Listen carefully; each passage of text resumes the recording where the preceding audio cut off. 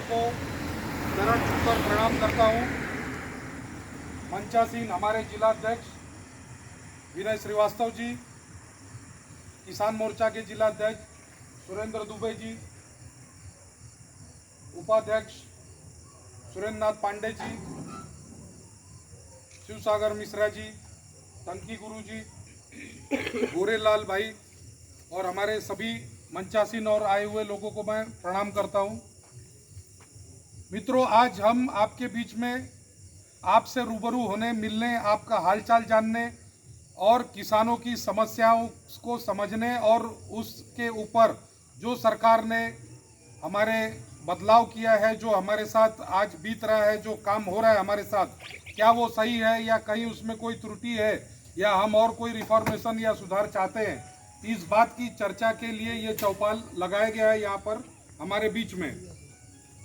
मित्रों, आज से कुछ समय पहले, कुछ सालों पहले, 4 साल 5 साल पहले जो सरकारें सपा बसपा और इन शासनों के समय में हुआ करती थी, आपको याद होगा कांग्रेस के प्रधानमंत्री थे राजीव गांधी जी, जिन्होंने खुद ही एक बार कहा था कि मैं 1 रुपया भेजता हूं तो भारत के किसान के जेब में 15 पैसा ही उसके जेब में पहुंच पाता है। सबसे पहले हमारे प्रधानमंत्री जी ने राजीव गांधी जी की बात को ध्यान में रखते हुए ये किसानों के ऊपर होने वाली सबसे बड़ी समस्या का समाधान करते हुए सीधे किसान की सम्मान निधि किसानों के खातों में पहुंचाने का एक बहुत बड़ा ठोस निर्णय लिया, जिसका काफ़ी लोगों को दर्द हुआ। जो व्यापार इसका कर रहे थे, बिचौलिए थे, जो पैसे खाने के काम करते थे, ऐसे लोगों को बहुत तकलीफें हुई। परंतु आज किसान को मिलने वाली सम्मान निधि सरकार सीधे उनके खातों में दे रही है। आपने देखा होगा कोरोना काल के अंदर किसानों ने, हमारे भारत के किसानों ने सेना के जवानों की तरह काम किया। भारत में कहीं भी अन्न की उत्पत्ति में कोई भी प्रकार की कमी नहीं आने दी। और आज आपके आशीर्वाद और आपका देन है कि भारत का हर घर, हर नागरिक, हर बच्चा सुरक्षित है और हर लोग का पेट भरा हुआ है।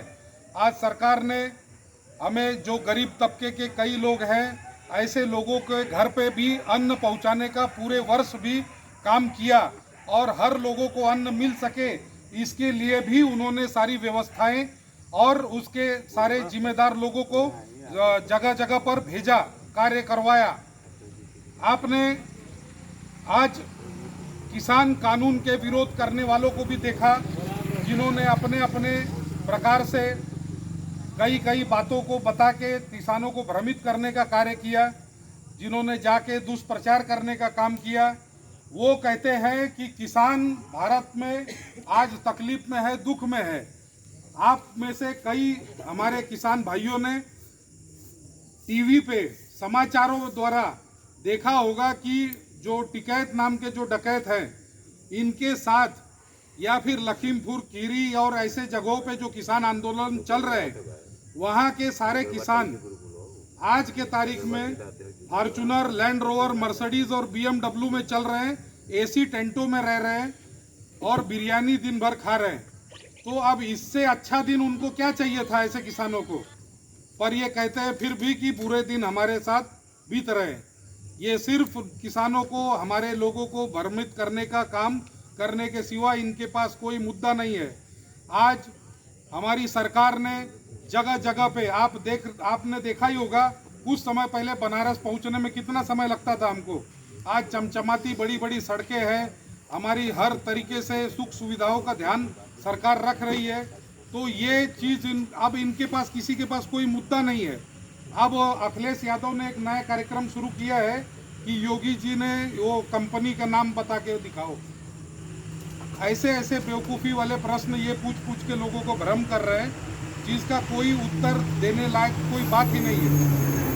मित्रों, आज हम किसानों ने जो अपना विश्वास सरकार के प्रति दिखाया है, तो मैं यही आज आप लोगों से ये जानना चाहूँगा और हमारे यहाँ पे उपस्थित मुझे लग रहा है हर बड़े लोग ये जानना चाहेंगे कि क्या आपके साथ कोई भी प्रकार की सरकार के साथ ने आपकी अनदेखी की है या कहीं आपके पूर्व में मिलने वाले किसी बड़े सुख सुविधा को यहाँ की इस सरकार ने खत्म करके कोई आपकी बड़ी सुविधा थी जिसको बंद किया है, मुझे ऐसा तो कोई प्रतीत नहीं हो रहा है।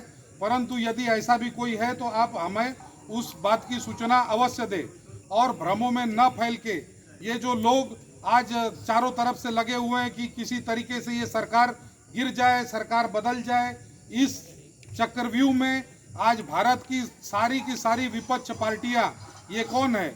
ये वामपंथी लोग हैं, ये खालिस्तानी लोग हैं जो भारत के झंडे का अपमान करके खालिस्तान के झंडे लगाने का कार्य करते हैं और ये खुद को किसान बताते हैं।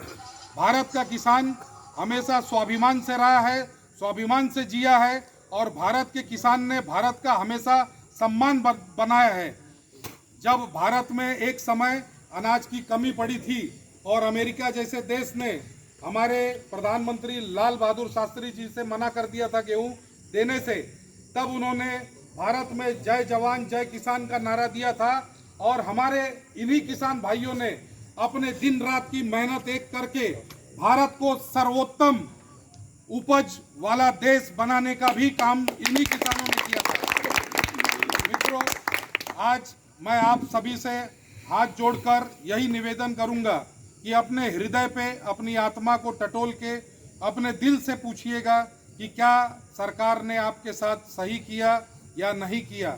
इसको ध्यान रखते हुए ये 2022 का चुनाव हमारे लिए, आपके लिए, हम सब के स्वाभिमान, हम सब किसानों की अस्मिता का प्रश्न है, हम सभी के स्वाभिमान का प्रश्न है।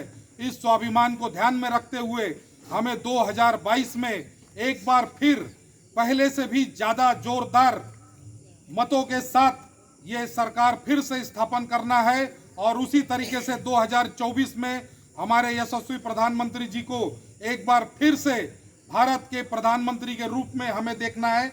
इसी के साथ मैं अपनी वाणी को विराम देता हूं।